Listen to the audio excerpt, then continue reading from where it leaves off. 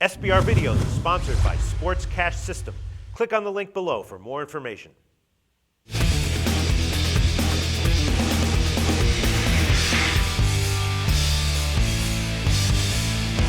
Hi, welcome to SBR Forum Videos. I'm Peter Loshak. The NFL preseason just ended last night. We got week 1 coming up next week, and we're gathering all the information we can, any last-minute information that we can. And right now we're going to talk with Troy West from allplayswin.com about the preseason. Look back at the preseason and just discuss what we might be able to take from the results of the preseason. Troy from allplayswin.com. Thanks for joining us today.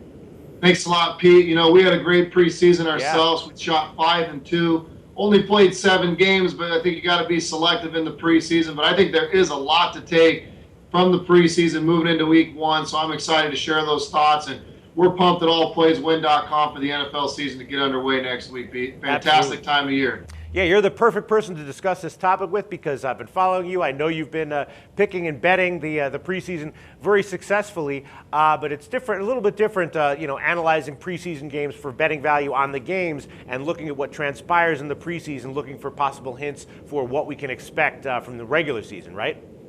Absolutely. I think the biggest difference is the depth charts. You know, obviously in these preseason games, you're seeing a lot of number 2s, you're seeing 3s, you're seeing as deep as 4 and 5s. So the roster's changed dramatically from, what you saw yesterday on Thursday, the final day, moving into week 1. But there is a lot to take from some of these teams. Obviously, the teams that went 3-1, 4-0 aren't going to necessarily run the table in the regular season. But I think there is a lot to take moving into week 1, Pete. All right. So what do you look for when you're looking at the preseason for hints to how the regular season might transpire? I mean, I know everyone talks about week 3 in the preseason as being sort of the dress rehearsal. So what do you look at how week 3 went and put more weight on that week than any other?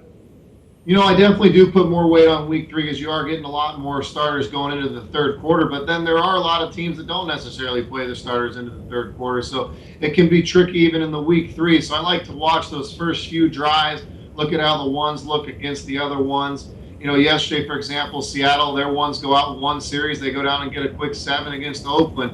And Seattle's a team now that went 4-0 in the preseason and pretty much wiped out every team they faced. Will that carry over into week 1 against Carolina?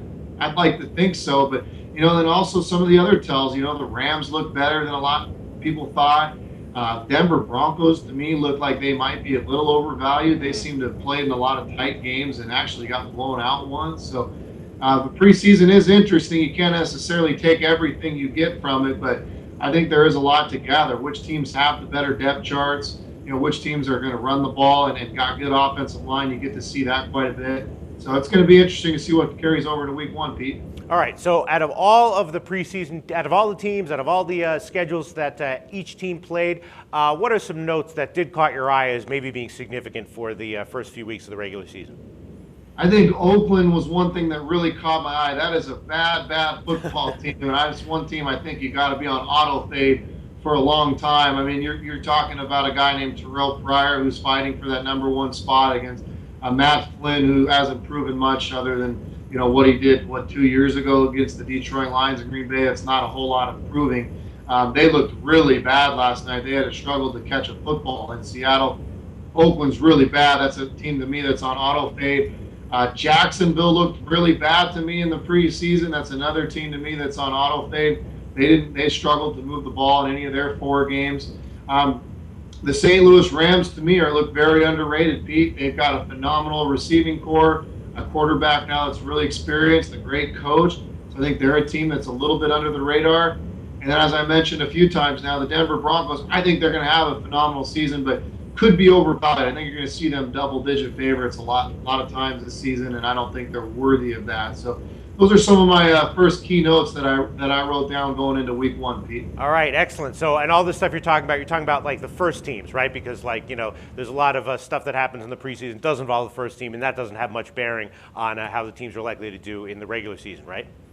It doesn't, but you also have to understand a lot of these NFL teams' depth charts are huge. I mean, you see defensive, a lot of teams will rotate 10, 11 different guys on the defense. So if the depth chart's bad, you're going to run into some trouble because these guys wear down, especially in the third, fourth quarter. So you're going to see a lot of the depth charts. And some of these guys that you did see in the second, third quarter, these are guys that are going to be on the field at some point, whether it's special teams or or running in a nickel package or a dime package. These are guys you're going to see. So if they can't perform at certainly a high level in these preseason games, they're not going to perform on Sundays when it counts. So I think there is something to take from the preseason on how well these depth charts play, Pete. All right, Troy West from allplayswin.com. Thanks so much for these great insights. I'm sure people watching can see how much homework he does and how thorough his analysis is. That's definitely a key aspect of Troy's success. We're going to be doing 3 NFL games each week with Troy West from allplayswin.com. I'm definitely looking forward to it. Thanks so much, Troy. Thank you, Pete. Looking forward to it. Next week's going to be fantastic. Looking forward to it, guys. Thanks a lot. Talk to you then.